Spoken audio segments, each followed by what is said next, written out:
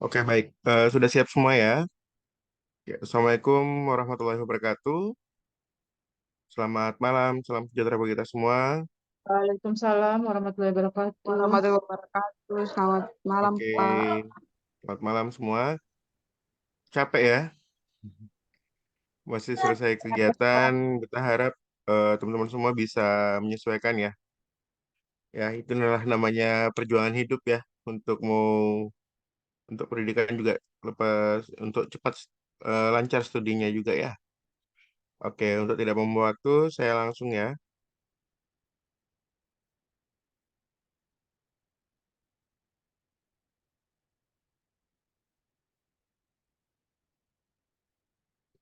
Slide-nya sudah terlihat. Sudah, Pak. Ya, Pak. Oke, untuk pertemuan kedua ini nanti kita membahas terkait dengan soal KMB ya, 28 nomor. Jadi seperti yang kemarin kita akan tes untuk saling menjawab ya, dan rasionalnya seperti apa. Bisa siap ya semuanya? Halo, Siapa? terdengar suara saya? Terdengar, Pak. Dengar, Pak. Lanjut. Untuk soal nomor pertama ya, manakah pilihan instruksi pada pasien berikut yang menurut Anda tepat untuk melakukan prosedur tersebut? Datanya adalah laki-laki berusia 30 tahun dikarenakan kondisi glaukoma ya. Glaukoma itu seperti apa? Penyakit yang seperti apa? Pembesaran di kelopak mata, Pak. Ya, Pembesaran di kelopak mata, Pak. bukan kelopak mata. Keruhan Glaukoma lingkaran sejenis adanya cancer ya. Sejenis cancer yang notabene bisa seolah-olah kita itu biji matanya itu mau keluar kayak gitu. Ya, untuk pasien itu dia mengeluh kemampuan melihat semakin menurun, mata kanan terasa nyeri dengan skala 4. Hasil pengkajian, perawat didapatkan mata kanan mengalami iritasi kemerahan pada sklera dan konjungtiva hiperemesis. Perawat berkolaborasi dengan tim medis dalam pemberian obat tetes mata. Kira-kira instruksi yang tepat apa? Dan rasionalnya apa? Silakan teman-teman. Jawabannya apa?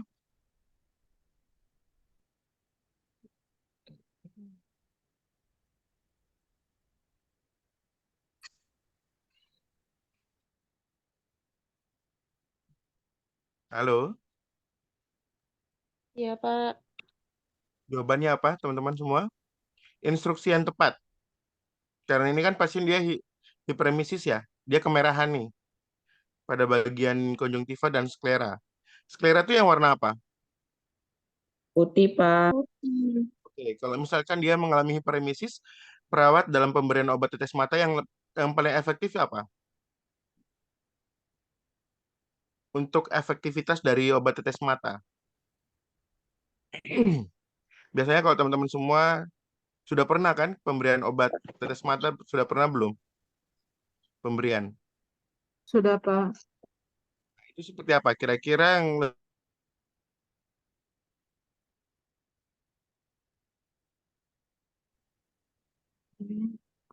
oh, sorry. Ini terlempar nih. Bentar.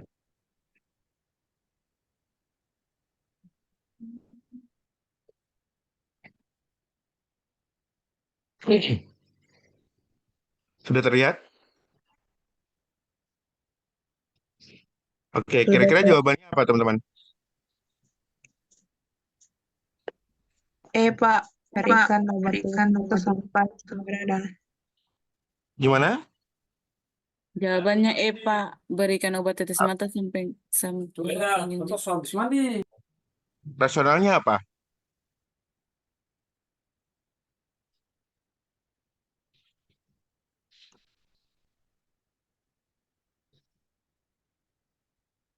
Oke, jawabannya adalah D. Kenapa D? Karena tahu saluran nasokrimal itu di mana? Di bagian sini nih. Ya, Saluran air di mata. bagian sini nih. Ya, jadi kita harus menekan biar dia masuk. untuk mengatasi dari kemerahan pada daerah konjungtiva dan sklera seperti itu. Itu adalah instruksi yang paling efektif untuk prosedur pemberian obat tetes mata untuk penyerapan daya serap seperti itu. Kalau misalkan poin E apa namanya sampai di sklera itu pun juga kalau tidak ditekan nasolakrimalnya itu berarti tidak efektif sama sekali itu. Kadang-kadang kan kita tanpa sadari pasien itu dia mengedip ya. Dan itu juga obatnya mubazir seperti itu. Jadi jawabannya adalah D. Berikan tekanan pada saluran nasolakrimal setelah diberikan obat tetes mata. Seperti itu. Biasanya itu berapa ini sesuai dengan prosedur itu berapa lama? Disuruh pasiennya dia buka mata itu. 5 detik ya. Kurang lebih itu 5 detik. Baru dipejamkan matanya. Karena pada saat dikasih obat tetes mata, kemudian habis itu ditekan ya nasolakrimalnya baru sambil menahan 5 detik seperti itu. Bisa dipahami ya? Halo? Halo, Bisa, Pak. Pak, bisa. Ya masih ada nyawa kah tidak ini? Masih Saya ada. semua sudah tired semua ini ya. Masih ada, Oke, Pak. lanjut ya. Soal nomor 2. Oke. Ini kita masuk di endokrin ya. Seorang perempuan berusia 49 tahun ya. Ini tindakan apa yang tepat? Ya. Dia DM ya. Obatnya adalah OHO, pemberian OHO. Kemudian hasil pengkajiannya dia flu, tidak nafsu makan dan sangat ingin tahu terkait dengan penanganan kasusnya sesuai dengan kondisi saat ini. Kira-kira tindakan yang tepat itu apa dianjurkan?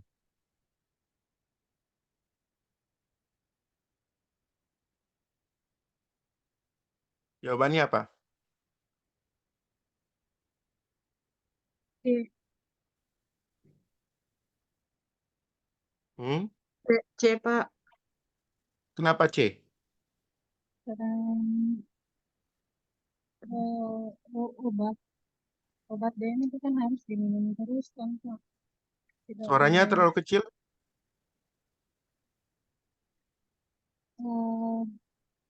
untuk obat untuk yang DM itu kan memang harus diminum terus, tidak boleh dihentikan. Untuk apa? Rasionalnya untuk apa? Kenapa harus banyak minum Tetap cairan? gula darahnya tetap terkontrol. Tidak, mestinya Jadi alasannya kenapa harus dikasih banyak cairan. Misalnya tetap minum banyak cairan cairan untuk yang mencegah adanya dehidrasi. berubah. Ya, oke. Terus kenapa harus tetap minum obat OHO?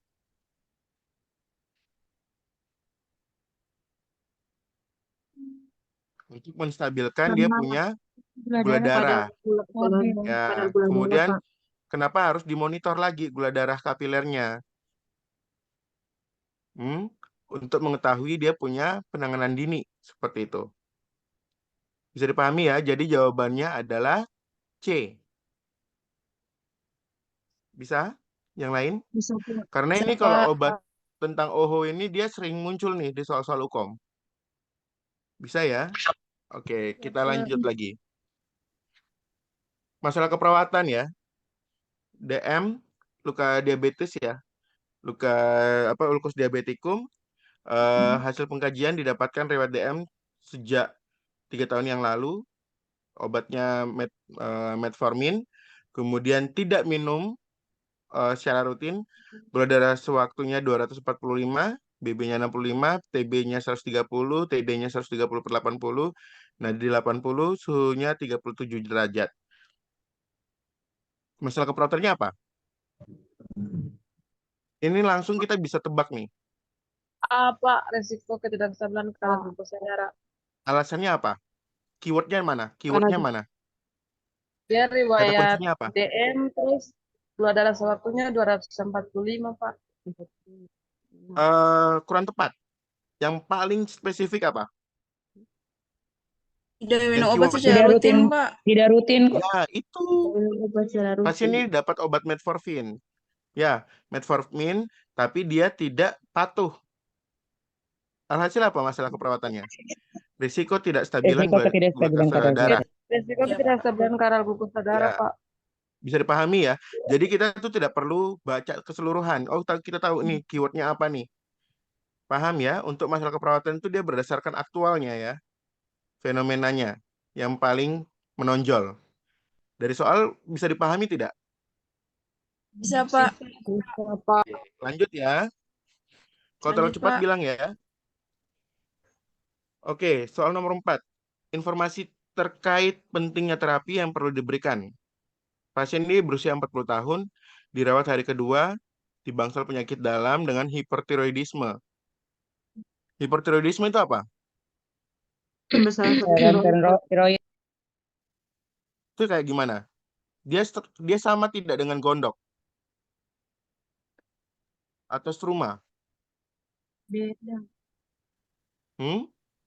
beda. Bedanya apa? Hipertiroid. Ada. Tiroid itu kan Bedanya. pembesaran toh, pembesaran Iya, pada Pak. tiroid. Itu pun juga sama dengan namanya struma atau gondok. Seperti itu. Makanya kenapa harus dilakukan tindakan tiroidektomi. Seperti itu. Dan diberikan cairan kalium iodida ya. Namun pasien dia menolak mendapatkan terapi tersebut. Perawat berencana memberikan pendidikan kesehatan bagi pasien. Kira-kira apa jawaban yang tepat? Cairan kalium iodida itu fungsinya untuk apa? Ini yang teman-teman harus ketahui.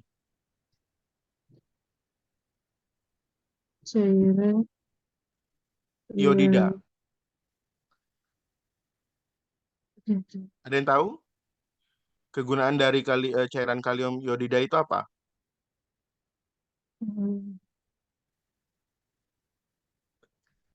Fungsinya adalah untuk mengurangi adanya perdarahan pada saat pembedahan. Jadi dia untuk istilahnya vaskularisasi. Jadi dia untuk menyempitkan pembuluh darah. Jadi untuk meminimalisir risiko perdarahan. Jadi jawabannya apa? Jadi jawabannya apa? Kalau untuk ini B. B, B, Pak. B ya. Iya, Pak. B. Jadi ini untuk mengurangi risiko perdarahan selama operasi. Jadi teman-teman ini harus digarisbawahi ya. Kalau pasien dia hipertiroidisme, dilakukan pembedahan, tiroidektomi ya, dipotong nih. Nah, jadi tapi pasien ini dia menolak nih untuk diberikan cairan itu.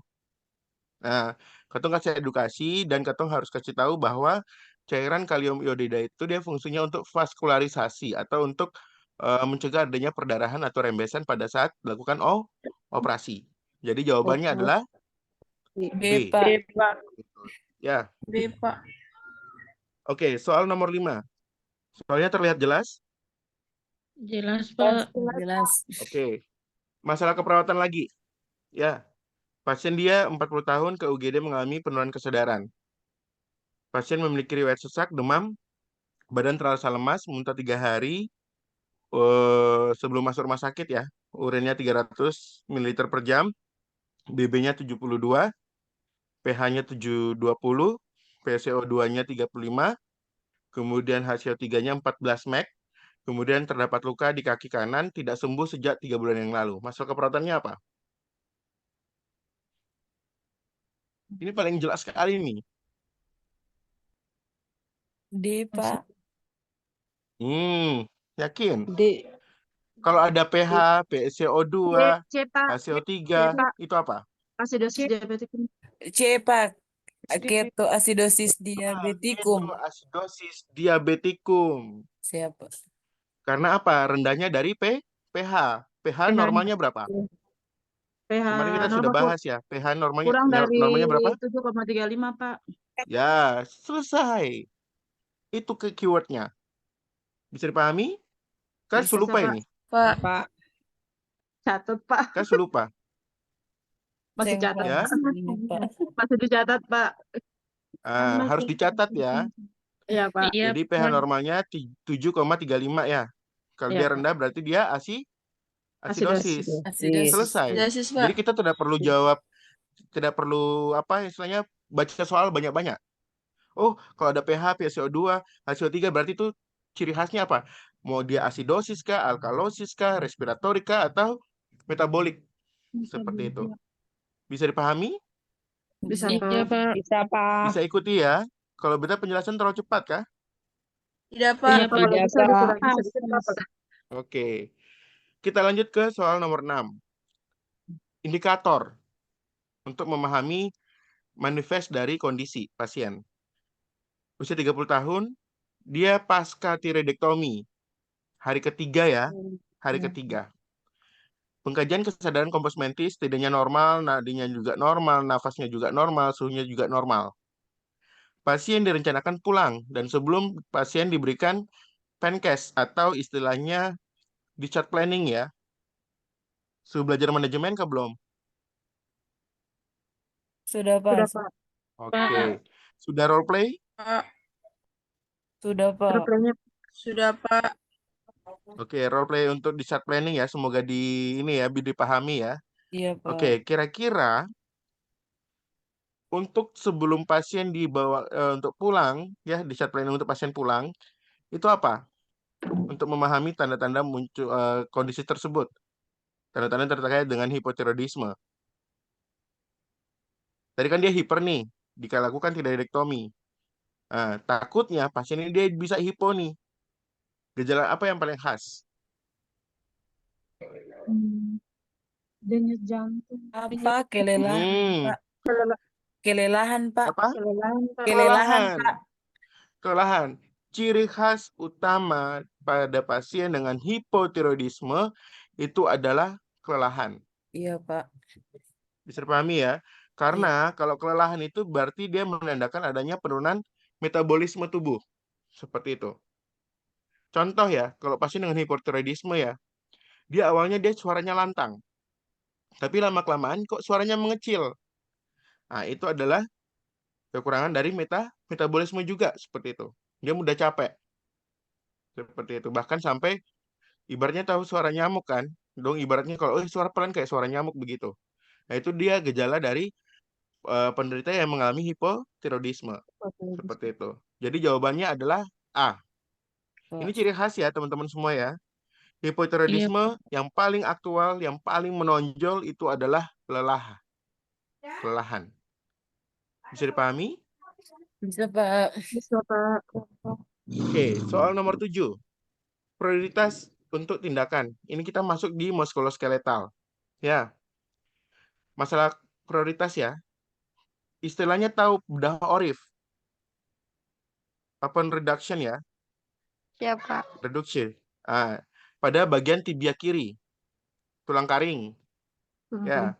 Hasil pengkajian menunjukkan turgor kulit normal. Keseimbangan cairan dia positif 150. Maaf ini eksesnya ini kelebihan. 150 kali per 24 jam. Tonus otot ekstremitas bawah kiri itu dia 2. Terdapat edema pada area fraktur, tingkat ketergantungan total. Nyeri skala 3 tidak menyebar seperti nyut-nyutan, hilang timbul, luka operasi sepanjang 10 cm dan produksi drain 50 cc. Masalah keperawatannya apa? Gangguan mobilitas fisik, Pak. Ada data-datanya? Nyeri akut, Tunggu Pak. dulu, saya tanya. Ada data-datanya tidak yang mobilitas fisik? Ada sih, Ya, Pak, ada. yang ekstremitas Apa? bawah bagian kiri. Kekuatan 2. Satu data Kekuatan doang 2, kan? Pak. Iya, Pak. Satu data doang kan? Iya, betul, Itu Pak. kira-kira syarat untuk menegakkan diagnosa keperawatan itu ada dia punya minor mayor itu berapa minimal? 3. Iya, Pak. 3. Siap. Kecuali hipertermi ya. Kecuali dia hipertermi. Kira-kira mobilitas fisik masuk atau tidak? Tidak, Pak. Nyeri Kira-kira apa akut, yang Pak. paling muncul? Nyeri akut, Pak. akut, Nyeri Pak. akut. Karena di situ ada di PKRS. Nyeri. Skala 3 loh. Skala 3, Pak. Dia prioritas. Integritas jaringan, Pak. Hah? Gangguan integritas kulit, Pak. Oke, Nyeri saya akut, tanya lagi. Pak. Apa bedanya integritas kulit dengan integritas jaringan? Kalau integritas kulit itu hanya bagian epidermis saja Epidermisnya yang doang ya. Iya, Pak. Epidermis Contoh saja, seperti Pak. apa? Contohnya seperti apa? kayak luka bakar gitu. Ya, Gerak. combutio. Ya, kalau pasien dengan bedah Orif tuh berarti apa? Itu Oh, gangguan integritas jaringan, jaringan. Pak. Integritas Iya, Pak. jaringan, Tuh, Pak. jaringan. Data yang paling mayor itu apa? Bedah Orif, Oke. satu. Beda urut Ya, ya. bedah Orif ya. Kemudian Iya, Pak. kelemahan ekstremitas. Iya, Toh, Pak. kemudian adanya fraktur, Banyak ketergantungan total fraktur. tuh. Nyerinya juga itu masuk tuh. Itu bisa masuk di data integritas jaringan. Jaringan, Pak. Ingat ya, teman-teman harus bedakan antara integritas kulit dengan jaringan. Oke. Kalau integritas kulit itu hanya sebatas dari bagian dermis ya. Seperti itu. Kalau jaringan berarti adanya luka dalam sampai ke bagian jaringan. Masih ingat definisi jaringan? Kumpulan dari beberapa sel. Sel. Ya. Kalau untuk apa namanya muscle organ berarti dia kumpulan dari beberapa jaringan. Jaringan. Seperti itu. Bisa dipahami teman-teman? Jadi jawabannya adalah D. D. Bisa? Gangguan integritas Iya, jaringan. Ya, seperti itu. Jawabannya adalah Bisa, D. Pak. Oke, kita lanjut ya. Soal nomor 8. Tindakan yang tepat ya. Ini dia bedah fraktur. Maaf, dia bedah dengan fraktur femur, kanan tertutup, sepertiga bagian distal hari ke-6. Ingat, hari ke-6. Hasil pengkajian didapatkan data bahwa terpasang traksi. Otot gastrocnemius kanan terlihat lemah. Artinya dia punya peristaltik ususnya itu dia melemah gitu loh. Dan mengecil.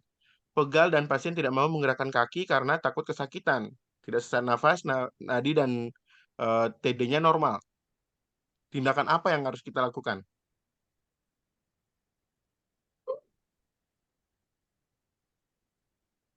Tindakan apa?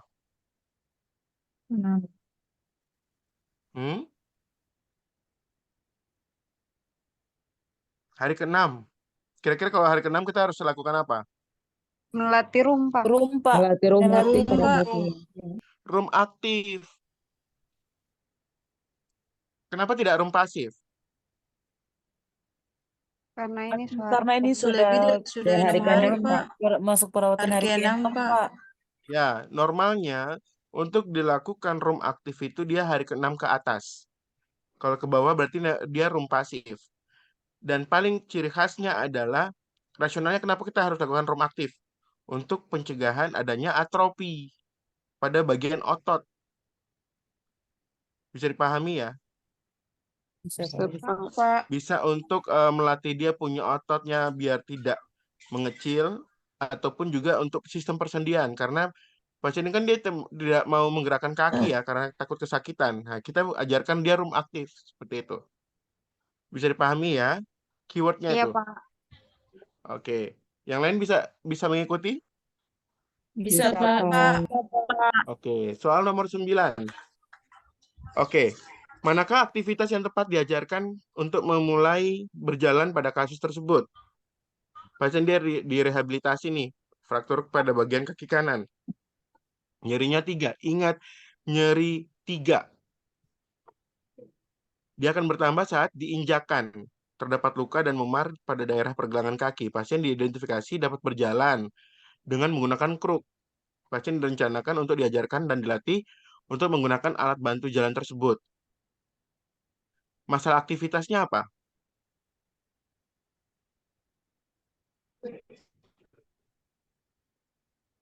Ayo. Ingat kalau pakai kruk itu apa? Bagian apa yang dilatih? Tumit kaki, Pak.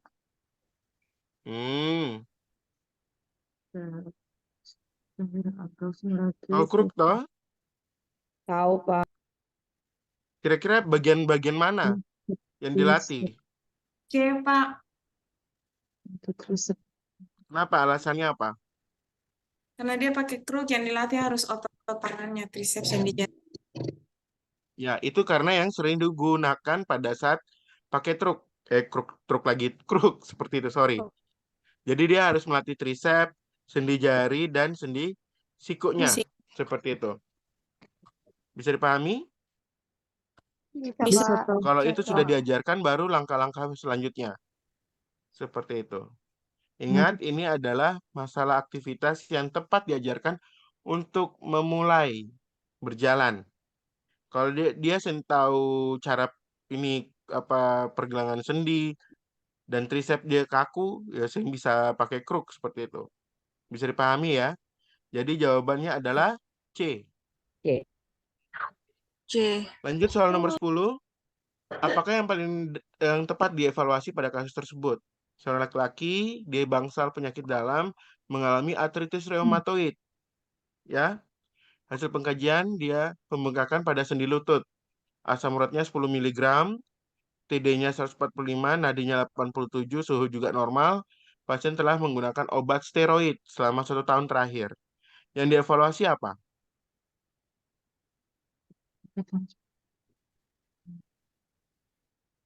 Apa yang harus dievaluasi? Ingat keywordnya apa? Penggunaan obat steroid selama 1 tahun terakhir. Kira-kira kalau obat steroid itu dia, kalau efek penggunaan jangka panjangnya apa?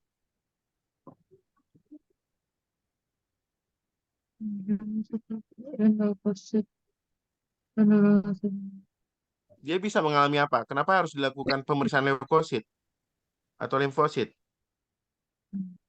Pasien dengan penggunaan obat steroid jangka panjang, dia bisa mengakibatkan yang namanya leukopenia. Jadi dia penurunan limfosit atau leukosit. Jadi evaluasi yang paling tepat adalah katong harus lakukan pengkajian pada jumlah leukositnya atau pemeriksaan lab yang harus dipantau. Bisa dipahami? Jadi jawabannya adalah A. Ingat ya, garis tandahi bahwasanya kalau pasien dia artritis reumatoid, pasien dia menggunakan steroid jangka panjang, efeknya adalah leukopenia atau penurunan limfosit. Jadi yang harus dievaluasi adalah penurunan jumlah leukositnya atau limfositnya. Bisa dipahami teman-teman? Siapa? Oke. Kita lanjut untuk nomor soal 11. Ingat, manakah posisi yang tepat diberikan untuk mencegah kontraktur pada pasien tersebut? Dia laki-laki, 47 tahun, pasca Izin tindakan Pak, amputasi. tidak terlihat Pak. Ya? Tidak terlihat? Sekarang terlihat tidak? Pak. Terlihat, Pak. Oke. Sudah Pak, bantu saja Pak. Oke. Ini pasien dia pasca amputasi ya, atau lutut anggota gerak kanan. Pasien terlihat tegang, khawatir, dan sering bertanya. Otot panggul terasa pegal dan sakit serta bertambah sakit saat digerakkan. Pada pasien akhirnya tidak mau menggerakkan panggulnya. Posisi yang tepat apa?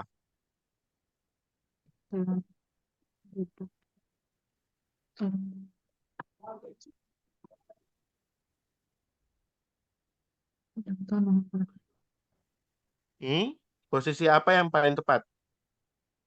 Dia habis amputasi ini.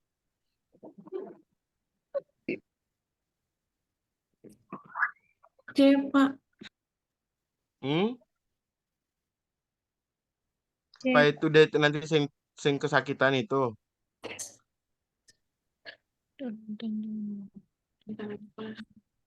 Kan kalau dia pakai bantalan di paha itu kan nanti dia bisa mengakibatkan rotasi eksternal ya. Dan abduksi pada daerah pinggul tuh. Dan itu harus dihindari, boleh. Kira-kira jawabannya apa yang benar?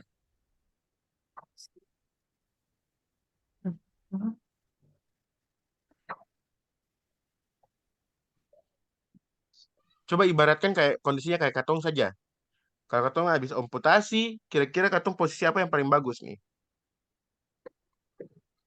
Kalau Katong kayak duduk begini nih, Duduk berarti apa? tegak. Duduk Dia dengan tegak ya. tegak. Jadi Katong harus sarankan pasien harus apa?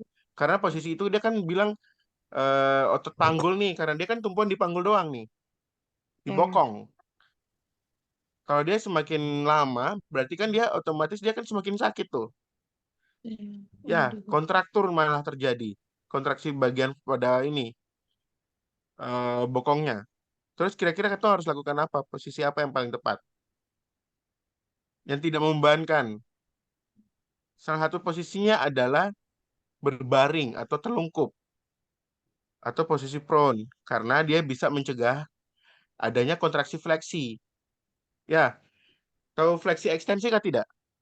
Kalau fleksi kan Katong begini nih, ya kan? Iya, Pak. Nah, karena apa? Menahan dari bagian pinggulnya Katong.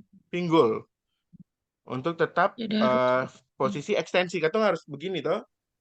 Kalau dia kan tahan pinggul berarti kan dia ini nih. Fleksi lagi. Nah, untuk meminimalisir kontraktur, dia harus lakukan posisi prone atau telungkup seperti itu. Jadi itu adalah salah satu solusi tindakan untuk mencegah adanya kontraktur. Bisa dipahami? bisa Pak. Iya. Bisa, Pak. Oke, kita lanjut soal nomor 12. Kesimpulannya apa ya?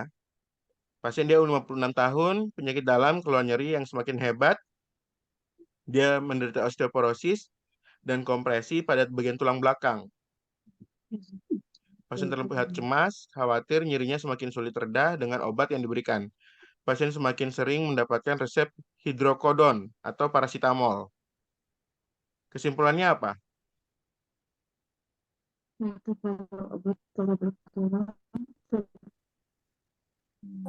Dia, Pak. Hmm? masih mandiri beberapa.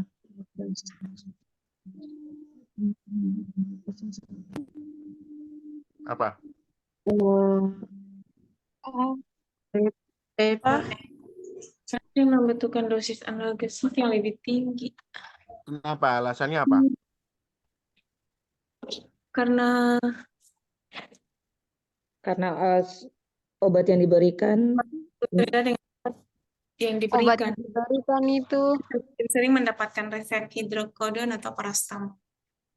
Jadi pasien Keyword yang paling simpel saja. Ingat ya, pasien semakin sulit reda sulit. nyeri yang dirasakan dengan obat yang diberikan. Dia pernah kasih obat ini nih, tapi Iya, semempahan.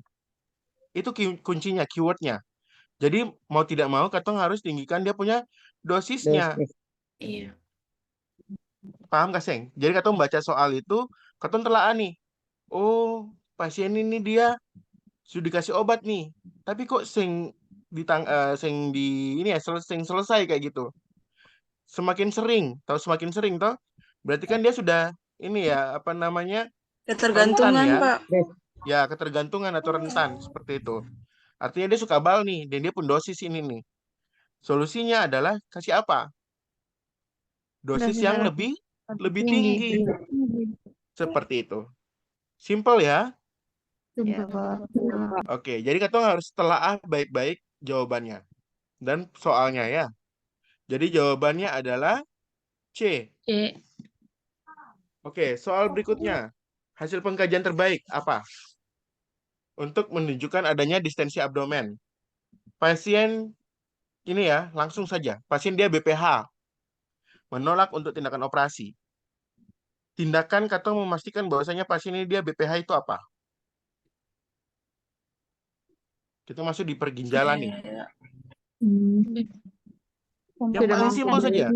Ingat prinsip dari inspeksi, palpasi, perkusi, dan auskultasi. Apa yang duluan?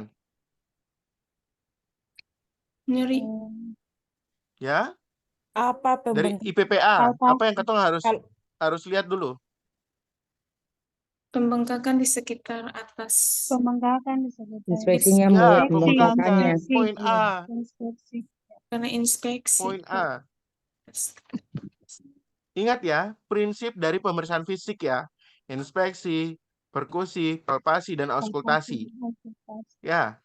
Nah, Ya. jadi yang paling aktual, yang paling prioritas dilakukan pertama adalah apa? Secara visualisasi. Inspeksi apa? Pengamatan kan? Ya, Pak. Lanjut. Kalau poin B, C, D, dan E itu poin setelahnya. Prioritasnya adalah, oh ada tidak pembengkakan di daerah sekitar atas pubis. Selesai. Jadi, satu soal Katong lebih cepat menjawabnya. Biar nanti waktu untuk menjawab soal lain, itu Katong bisa pakai itu dengan Akang. Paham? Tahu cepat? Tidak, Pak. Oke, kita lanjut ya. Soal nomor 14. Pak. Ini komplikasi yang harus dimonitor. Ya, kalau pasien dengan hemodialisa nih, ya, komplikasinya apa? Selesai. Maaf, Pak, tidak bisa dilihat, Pak. Akang Masih kelihatan. buram, Pak. Sorry. Ini sekarang kelihatan tidak? Kelihatan, Pak. Sudah kelihatan? Kelihatan. Oke. Komplikasi pasien HD apa? Foto daging Kak itu. Kalau HD Kaseng, hemodialisa ya. Dialisa Kalau ya. pasien dengan cuci darah komplikasinya apa? Anemia Pak. Anemia, Pak. Kalau anemia. Infeksi kandung Cuci kemih darah Pak. ini apa? Cuci darah ini apa? Cuci darah ini apa? Risiko apa? Itu nanti bis ya. Darah nih. Ginjal, Pak. Batu ginjal. Astaga. Bukan gagal ginjal ini, gagal ginjal memang sudah nih. Infeksi kandung kemih. Salah. C. Kalau dia transmisi darah itu apa? Risiko apa? Hepatitis B. Ayo, hepatitis B. Karena apa? Dia penularan melalui darah. Darah. Selesai. Paham Kaseng? Paham, Pak. Ingat ya, komplikasi pada pasien dengan hemodialisa itu adalah hepatitis B. Karena apa? Transmisinya melalui produk darah.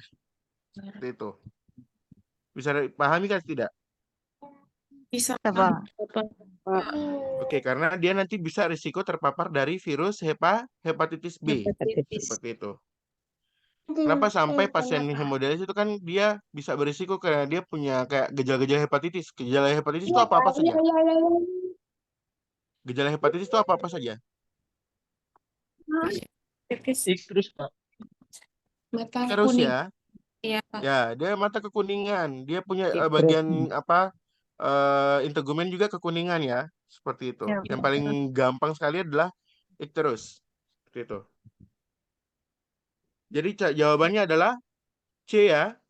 Hepatitis B tadi. Oke, soal nomor 15. Intervensi keperawatan ya. Dia keluhan nyeri ya, skalanya hebat 8 di area sekitar pinggul. Dia nausea, hematuria. Kalau hematuria berarti apa? Kencing disertai dengan darah ya. Batu pada saluran kemih. TD-nya 130, nadi juga normal, nafas normal, suhu juga normal. Pasien dijadwalkan untuk litotripsi. Intervensi tepat apa?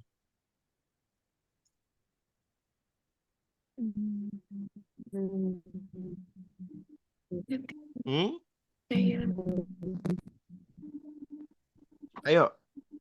Hematuria loh. Tingkatkan intake cairan. Hematuria.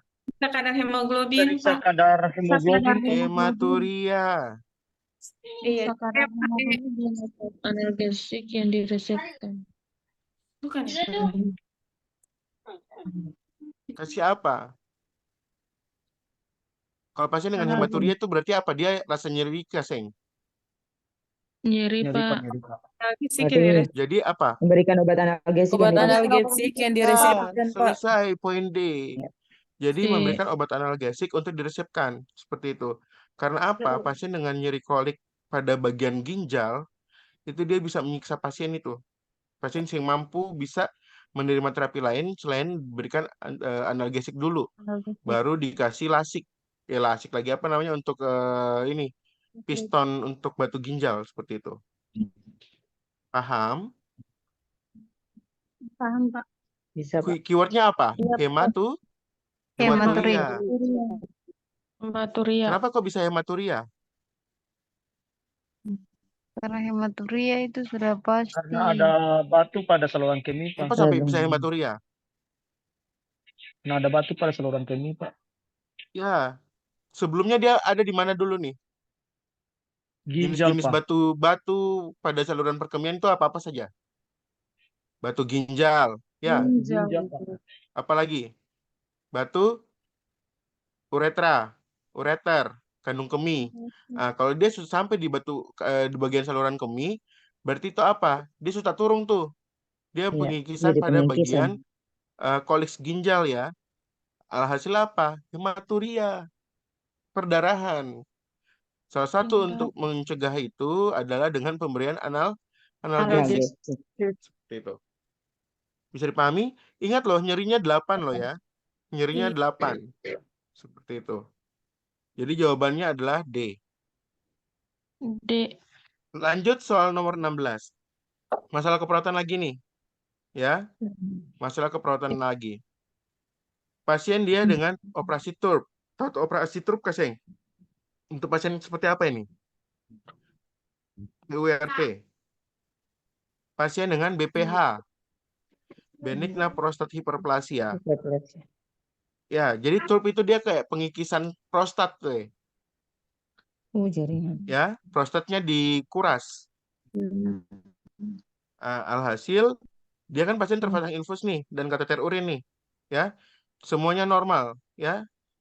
Kemudian dia urinnya itu 400 cc per 2 jam berwarna kemerahan. Artinya dia kan pasca TURP ya. Warna kemerahan itu tidak jadi masalah. Masalah keperawatannya apa? Kalau dia warna kemerahan berarti adanya apa? Tindakan apa? Perdarahan. Jadi jawabannya B, Pak. Risiko risiko perdarahan. Selesai. Jadi kan pembaca soal itu perlu bertele-tele. Oh, dia urin nih 400 cc per 2 jam. Dia warna merah. Oh, berarti kalau warna merah indikasinya apa? Perdarahan. Perdarahan. Selesai. Bisa dipahami? Bisa, Pak. Karena ingat ya, teman-teman semua, tindakan TURP itu adalah pengikisan. Ibaratnya kan prostat kayak gini ya, prostat kayak gini nih. Ini kan dia kan massa nih, ya. Massa tumor tuh. Nah, dia kikis tuh, dikikis. Hasil pengikisan itu dia bisa mengakibatkan adanya aliran vena dia akan keluar. Hasil apa? Perdarahan. Dan jadi pada saat dia urin itu dia bahkan bercampur dengan darah. Itu normal. Normal. Tidak jadi masalah. Seperti itu. Bisa dipahami? Bisa, Pak. Kecuali kalau pasca TURP-nya itu dia melebihi dari 6 hari dengan perdarahan, urinnya warna kemerahan, itu berarti dia ada infeksi di bagian dalam. Seperti itu. Nanti masalah keperawatannya beda lagi. Paham ya? Kalau hari pertama, kedua, dan ketiga itu it's normal. Ya. Seperti itu. Bisa dipahami? Bisa, Pak. Oke. Soal nomor 17. Tindakan yang tepat apa?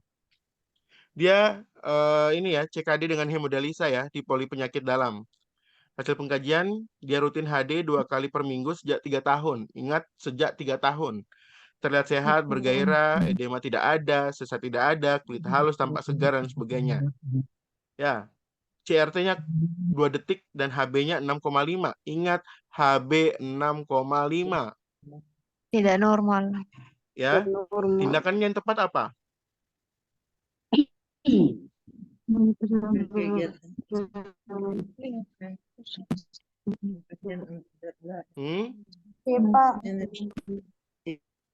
Cerita mengingat dia Suaranya kurang kuat. pasien untuk menjalankan HD. HB-nya 6,5. Nah, terus? Ini tindakan keperawatan yang harus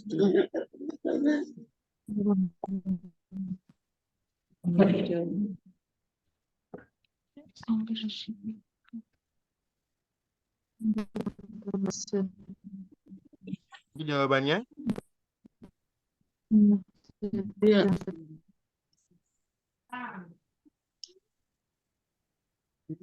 Memang kalau untuk pasien dengan HD itu kan dia HB-nya segitu ya. HB-nya segitu itu dianggap normal.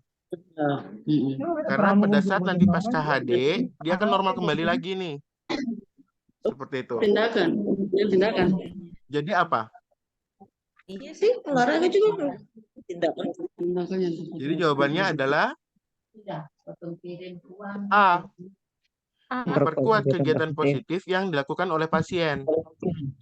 Jadi karena pasien dengan hemodialisa itu dia membutuhkan yang namanya support system atau dukungan sosial ataupun dukungan keluarga. Seperti itu. Bisa dipahami ya.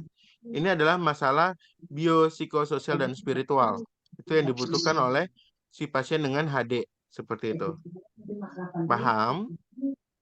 Paham, Pak. Jadi jawabannya adalah A. Kegiatan positif. Soal nomor 18. Tindakan selanjutnya nih. Ingat ini adalah prosedur ya. Ingat ini adalah prosedur. Dia akan ini ya, pemasangan kateter. Alat-alatnya, perawatnya sudah menyiapkan alat-alat nih. Perawat sudah melakukan pembersihan dan melakukan tindakan aseptik pada penis. Langkah selanjutnya apa? Mungkin Rabu baru ada. Jadi kalau nggak oke mungkin juga mengoleskan jeli. Mengoleskan jeli pada ujung kateter. Pasien sudah lakukan pembersihan nih. Toh? Dan melakukan tindakan aseptik pada penis pasien. Tindakan selanjutnya apa? Memasukkan ujung kateter. Apa? Kenapa A? Karena kan sudah selesai pembersihan, sudah ini Pak. Jadi otomatis Jadi itu kan tindakan yang tidak ini ya, tidak steril ya. Jadi kan tindakan yang tidak steril kan dilakukan duluan nih. Paham ya? Ya, Pak. Tindakan selanjutnya adalah menggunakan tangan handscoon steril sama dan dengan pemasangan book steril. Bukan Bapak langsung berikan ujuk-ujuk lebih langsung susu. tindakan Ini, Mas. jelly. Ujung kateter kan sudah dilakukan tindakan ini kan, steril semua itu. Masa sudah langsung diambil mengoleskan susu. jelly tanpa menggunakan handscoon? Salah ya. Iya Pak. Paham ya? Ingat, Paham, prosedur Pak. tindakan itu teman-teman harus telah baik-baik. Seperti itu. Jadi jawabannya adalah A. Kok mau bikin begitu? Ah, Berarti Pak. Mas Oke, soal nomor 19. Tindakan yang tepat. Ini baru ketong bagi ini ya, gagal ginjal akut. ditambah dulu aja. Dia makan TD-nya begitu 160/100, teh. Makan. nadi 92, nafasnya 24, suhu 37, HB-nya 9, urium 312, kreatinin 32. Pasien sedang mengalami namanya peritoneal dialisis atau PAD. Dan cairan yang keluar mengalah ke kantong drain secara perlahan habis. Tahu PAD kasih teman-teman semua? Peritoneal dialisis. Ini adalah tindakan penyelamatan sebelum dilakukan HD. Jadi pengambilan cairan melalui peritoneal. Ya, tindakan ini ya, pasien dia sedang menjalani ini dan cairan yang keluar mengarah ke kantong drain secara perlahan dia habis. Tindakan yang tepat apa?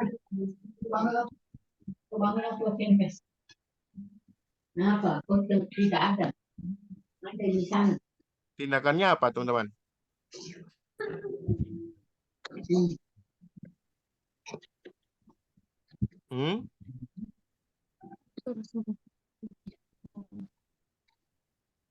Jawabannya apa? Periksa adanya bagian yang tertutup pada tulang drainase. Suaranya terlalu pelan, tidak terdengar apa? Apa? Kenapa kok bisa A?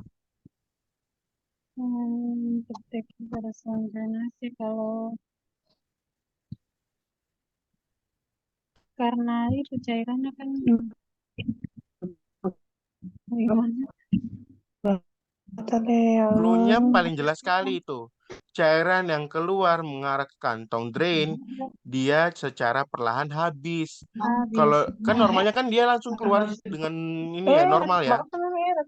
Kalau dia tertekuk, berarti itu indikasinya takutnya itu dia tertekuk tuh. Seperti itu. Bisa dipahami teman-teman?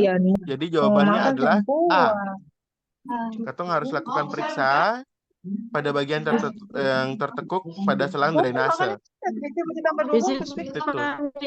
Caranya apa? Untuk biar tidak tertekuk. Izin Pak, ini yang bicara ini. Kalau dia remote, kalau memang dia tidak fokus. Bisa dikeluarkan saja Pak, terlalu ribut deh, rese. Siapa tadi ya namanya ya? Daniati. Bukan Daniati, asal beta yang bicara. Oh, Bukan. Oke. Sorry, Bu. Lanjut juga apa ya? lanjut jawab Oke. Pak. Oke, jadi tindakannya apa, teman-teman? Jawabannya adalah A. Kalau cairan dia mengarah ke kantong drain dia secara perlahan habis, katong harus curiga berarti oh ya ada yang bagian tertekuk nih. Cara untuk menstabilkan dia tidak tertekuk itu apa? Dengan perubahan posisi si pasiennya, dia posisi duduknya seperti apa? Biar dia yang tertekuk ini dia kembali seperti itu. Bisa dipahami ya? Jadi jawabannya adalah A. Bisa lanjut? Lanjut. Siapa? Oke, soal nomor 20. Ini katong hitung-hitung cairan. Bisa ya? Iya Pak. Dia ini laki-laki kombutsu ya. Ingat ini kita masuk di integumen. Dia kombutsu cukup luasnya 48 jam sebelumnya ya. Dia diberikan infus 2 liter. Resusitasi NaCl 0,9%, IV line setiap 12 jam kepada pasien tersebut. Faktor tetesan IV line digunakan adalah 10 tetes per mililiter. Berapa tetes cairan per menit yang harus diberikan pada pasien tersebut? Ayo. Biasa turun dinas semua ini toh? Ayo. Jadi jawabannya apa?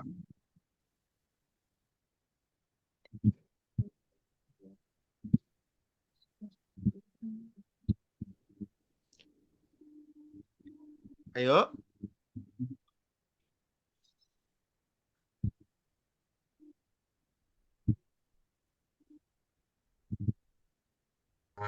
Dua 24. Salah. Ayo. Dihitung baik-baik. Masih ingat rumusnya tidak? Jumlah cairan yang masuk. Itu harus kalikan ya. Jumlah infus yang Jumlah harus cairan yang masuk. diberikan. 2 liter kalau dijadikan mililiter berapa? Jadi berapa? 2 liter ke mililiter jadi berapa? 2000 ya? 2000. Oke. Pak. Dengan faktor tetesnya adalah 10 tetes 10 per tetes. milimeter. Ya, itu dikalikan. Ya. Selama pemberian Kemudian 38 dibagi jam. hasilnya dengan apa? Hasilnya nanti Selama dibagikan pemberian dengan jumlah waktunya. waktu. Ya, waktu dalam Ya, menit. menit. Artinya 12 jam kali 60 menit itu berapa? 720. 20. 120. 720. 120. Oke. Tadi 2000 kali 10 berapa? 20.000. 20.000 Pak. Oke, dibagi 12 jam 12 kali 60 berapa? 720. 720. Ah, hasilnya berapa tuh? 27 pasien 28 Pak. 27, 7,7 Pak. 7,7 Oke, jadi 27,7 dibulatkan jadi 28 Pak. 28. selesai. Finish. 28. Bisa dipahami kan sayang teman-teman? Iya Pak. Kita ulangi lagi ya. Rumusnya Iya. adalah cairan infus yang akan diberikan itu dirubah menjadi mililiter. Ya, 2 liter, ya, artinya kan 2 kolf ya. 1 kolf itu berapa? Isinya berapa? 2,5 ya? 500. 2005, maaf, sorry. 500 mili ya. Berarti Iya, itu Pak. kalau 2 liter berarti 4 kolf ya. 4 kol. Iya, Pak. Nah, seperti itu. 2 liter dijadikan mililiter berarti kan 2000 ya. 2000 mililiter. Bisa dipahami sampai di situ? Bisa Pak. Bisa, Pak. Baru katong kalikan dengan faktor tetesan yang katong gunakan. Dikalikan 10, jadi berapa? 20.000 Pak. 20.000. Itu katong skip dulu nih, save dulu nih. Ya, kemudian waktunya ini kan 12 jam nih. Katong kalikan dalam per menit. Jadi 12 kali 60 berapa? 60. 720 ya. 720. Oke. Jadi tadi yang cairan yang Katong berikan itu digantikan dengan faktor tetesan itu berarti kan 20.000 dibagikan dengan 720, jadi nilainya ada berapa? 27,7. 7, Pak. Kalau 27,7 berarti dibulatkan menjadi 28.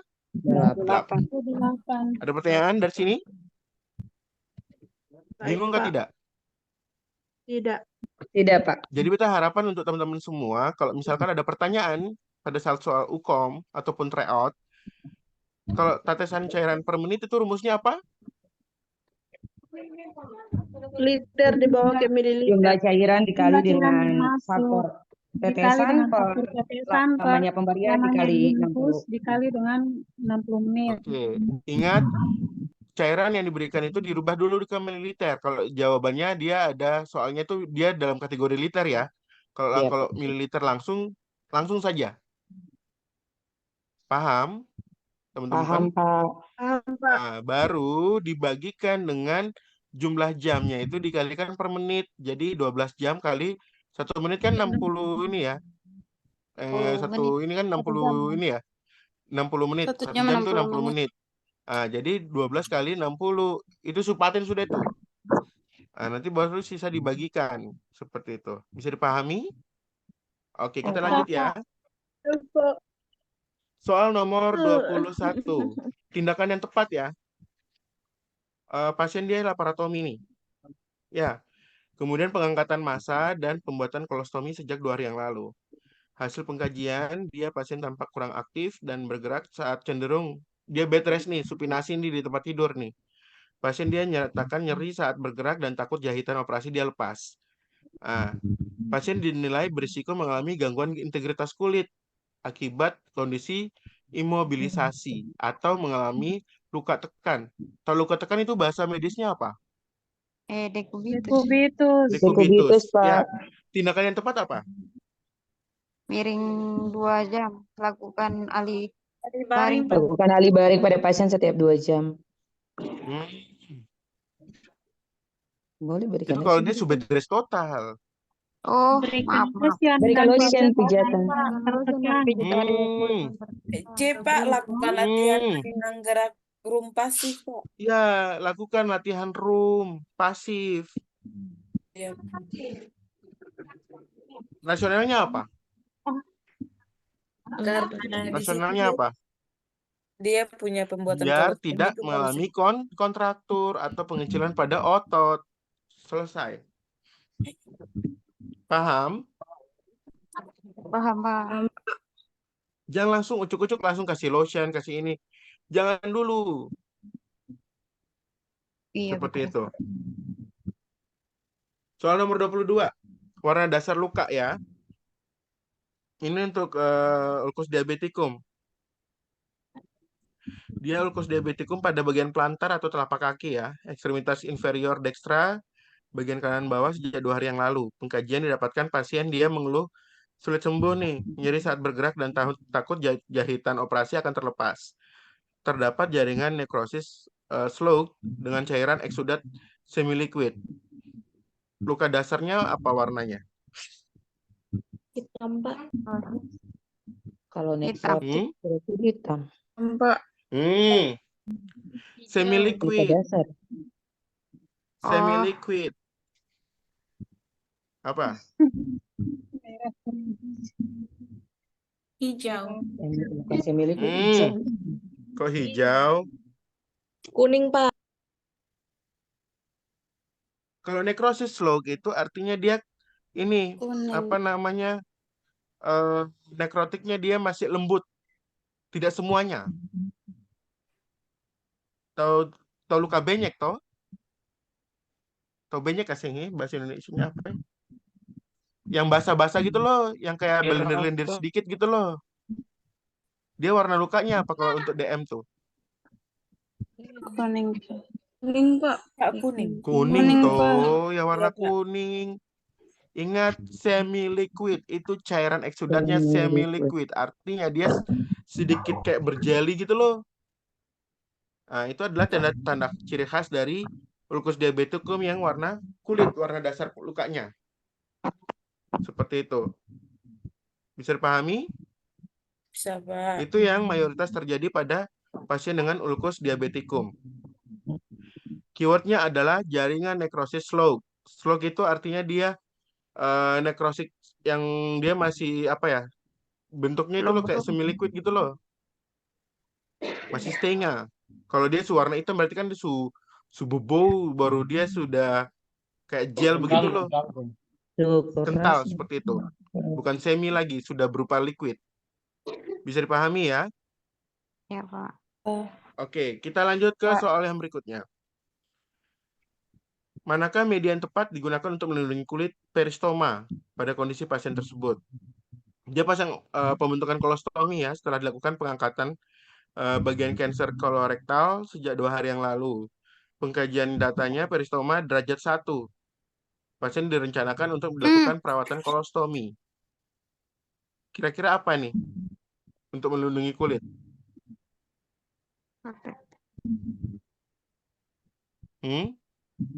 Protective barrier. Apa barrier? Protective barrier?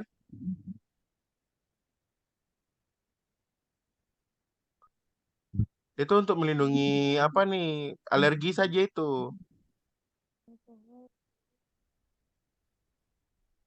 Ayo. Apa? Alkohol tidak mungkin ya. Ya, Pak. Kenapa tidak mungkin? Karena dia bisa mengeringkan kulit dan dia bisa apa iritasi kayak gitu loh. Terus kenapa tidak baby oil?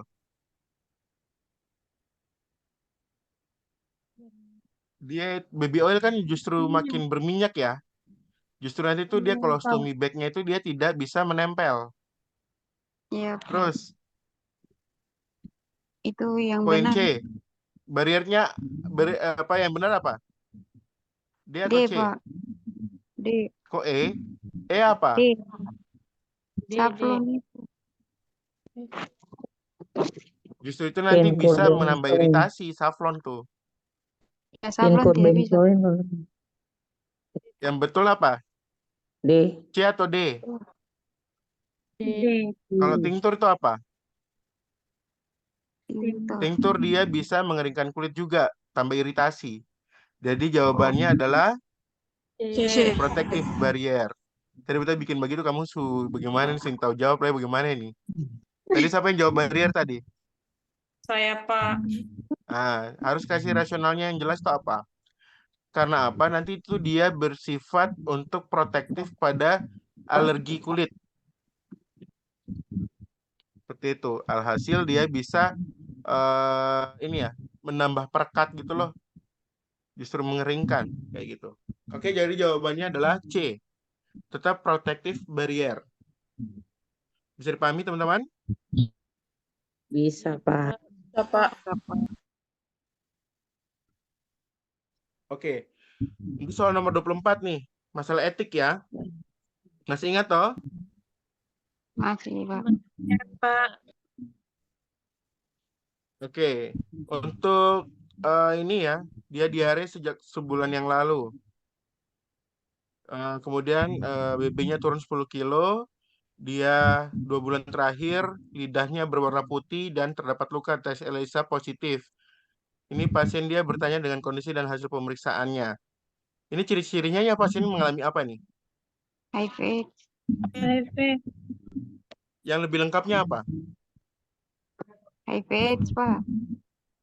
AIDS plus IO apa? Gastroenteritis atau dia infeksi oportunistik diare. Ya, iya. Paham ya? Jangan bilang HIV. HIV itu belum tentu AIDS. Kalau AIDS otomatis sudah HIV. HIV ditunjang dengan dia punya nilai CD4. Kalau lebih dari kurang dari 500 dia bisa namanya infeksi oportunistik, infeksi penyerta. Seperti itu. Dan infeksinya yang di kasus ini adalah diare atau gastroenteritis. Seperti itu. Kira masalah etiknya apa nih?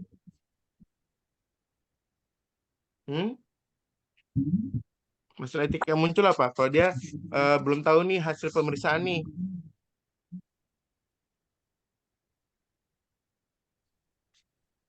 Justice. Harus kasih tahu apa? Kebenarannya atau tidak?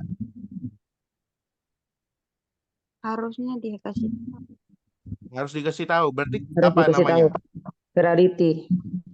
Oke, veracity. Selesai. Veracity. Iya, betul, Pak. Paham ya? Paham, Pak. Bingung? Bingung kah tidak? Tidak, Pak. Tidak, Pak. Kemarin kan Tidak, masa Pak. itu dibabat habis tuh, masa lupa lagi? Ya sudah, Pak. Oke, kita lanjut soal ya. Soal nomor 25, tindakan yang paling tepat dilakukan. Dia dirawat penyakit dalam ya, menderita anemia. Dia pasien menjalani transfusi darah, tiba-tiba pasien berteriak, "Saya merasa seperti tertindih, benda berat di dada saya."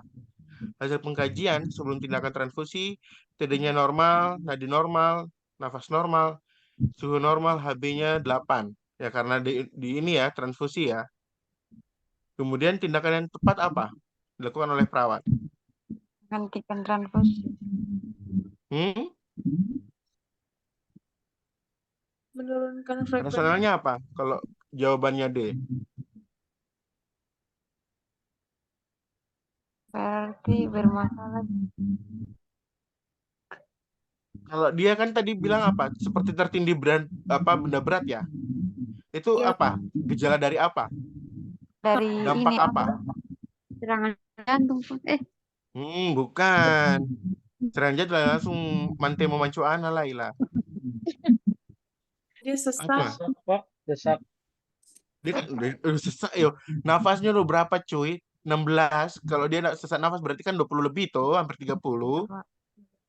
Ayo, lebih kritis lagi. Apa? Itu namanya adalah reaksi hemolitik akut. Paham gak, Seng? Jadi dia istilahnya kayak ada nyeri tiba-tiba. Seperti itu. Paham ya? Jadi tindakan yang harus dilakukan adalah hentikan transfusi dan berikan normal salin untuk menstabilkan kondisi pasien.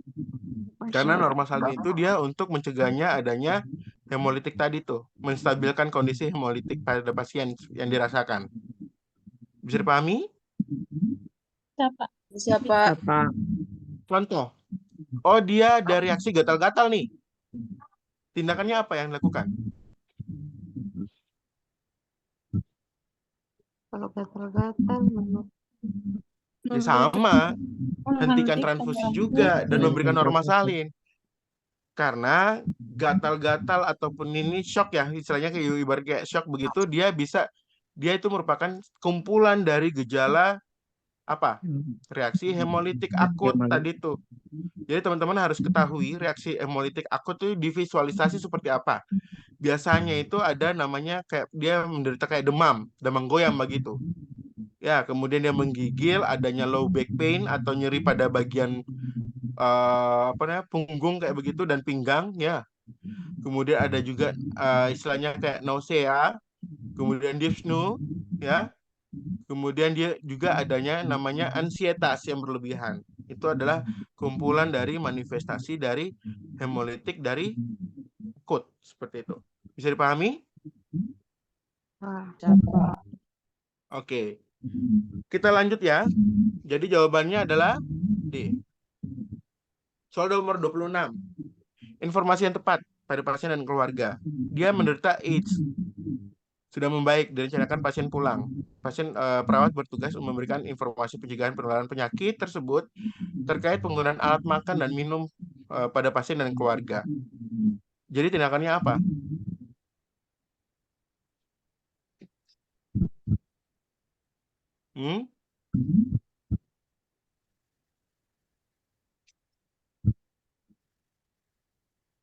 Apa? Ini sering muncul loh di soal-soal UKOM. Edukasi apa yang harus kita lakukan? Berikan. Alasannya apa? Cuci piring secara rutin dengan air panas dengan benar. Terkait dengan penggunaan alat makan, Jadi Keywordnya gini loh teman-teman. dideteksikan. HIV itu dia penularannya melalui apa? Darah. Pak. Darah, hubungan intim, dan sebagainya ya. Iya, Pak. Ya, Bisa tidak penularan melalui alat makan? tidak. Tidak. Tidak, Pak. Nah, jadi Katong harus kasih edukasi bahwa saya ini tidak bisa tertular melalui alat makan, tapi kita harus rutin cuci menggunakan air panas, sabun, dan mengkeringkan dengan benar. Nah, Seperti itu. Karena apa? Itu cukup dengan mencuci itu dia bisa ini normal biasa seperti itu. Ya, nanti bisa diskriminasi seperti itu. Bisa dipahami ya? Jadi jawabannya adalah D. D. Soal nomor 27. Masalah keperawatan ya. Dia mengalami dengue shock syndrome atau DBD ya. Hasil pengkajian, dia riwayat mimisan 1 hari sebelum masuk rumah sakit, kondisi lemah, TD-nya rendah, nadinya cepat, kemudian nafasnya lebih cepat juga, GCS-nya 343, kemudian konjungtiva anemis, CRT-nya 4 detik. Pasien dipertimbangkan untuk dirawat di ICU dan keluarga diberitahu. Masalah keperawatannya apa? cairan. Defisit volume cairan. Kenapa? Rasionalnya apa? Karena pasien dengan DBD. dengue itu Dengue. terapinya itu harus Keywordnya apa? dengan Data-data penunjangnya apa? anemis, CRT 4 detik. Good. Keywordnya adalah CRT 4 detik. Normalnya berapa? Kurang dari 2, Pak. Kurang dari 2, Oke, good. Jadi kalau dia CRT lebih dari 4 detik, tandanya dia adalah shock. Dia mengalami shock. Apalagi konjungtiva dia anemis. Keywordnya adalah dia DDS, konjungtiva anemis, CRT-nya 4 detik. Selesai. Jadi dia berisiko mengalami shock hipovolemik karena apa? Untuk dengue demam berdarah itu dia pemecahan pada kapiler darah. Seperti itu. Jadi diindikasikan dengan ditunjang dengan CRT 4 detik ya, konjungtiva anemis berarti dia positif defisit volume cairan. Terlalu cepat teman-teman? Tidak, Pak. Oke. The final question atau pertanyaan terakhir ya. Masalah keperawatan yang tepat pada kasus tersebut ya. Dia perdarahan nih dari hidung dan mulut.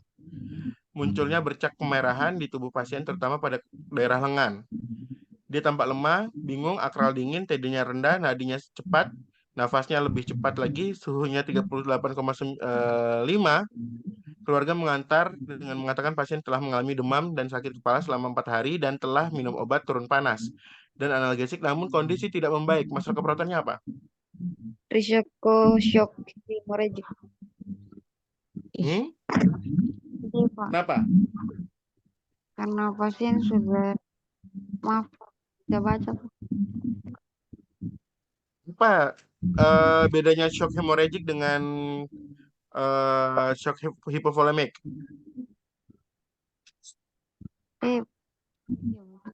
Shock hemorrhagic itu karena perdarahan, Pak. Apa?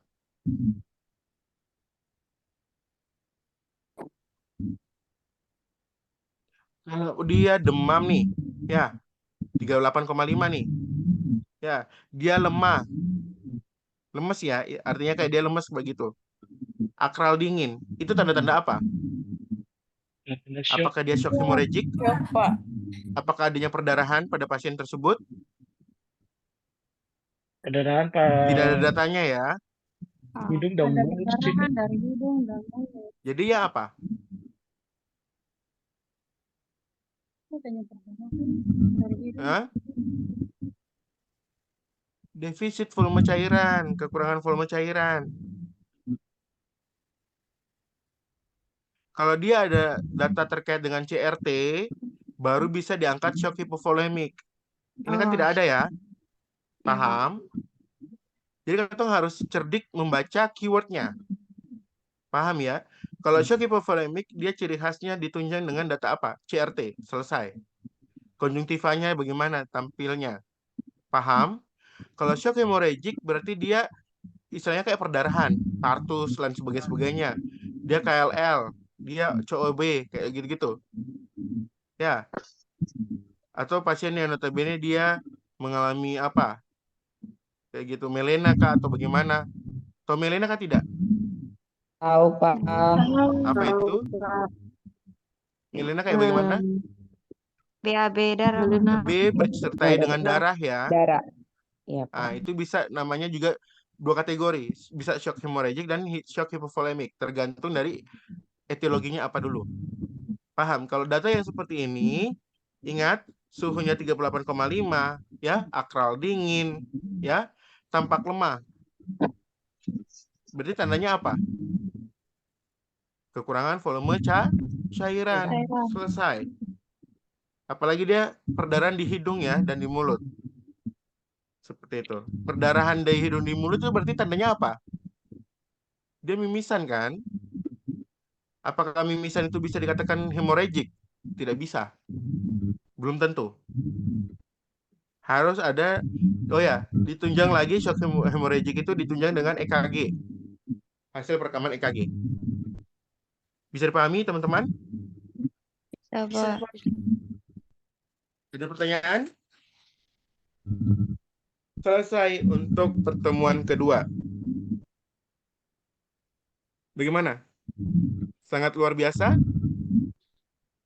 Biasa, Pak. Luar biasa, Pak. Beta ambil kesimpulan, alhamdulillah syukur misalnya setidaknya beta harap teman-teman untuk soal KMB ya 58 soal ini dibaca-baca lagi. Nanti dengan diputar video-videonya apa beta nanti diupload di YouTube ya.